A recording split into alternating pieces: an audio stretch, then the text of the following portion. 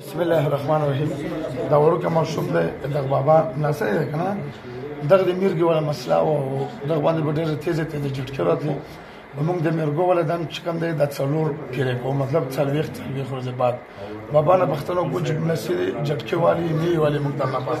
بابا خپل بیان ورکړ کم زیاته بانو مناسه بیا جټکه والی کنه مخکې څنګه جټکه دی ولا مخشه دا کولای دا کول کنه یو وس د اسمر کې دا مخشه ورته چې د دوان دلته مې روست سر درام دلته په دا نه مخشه پرغلا یې بیان دلته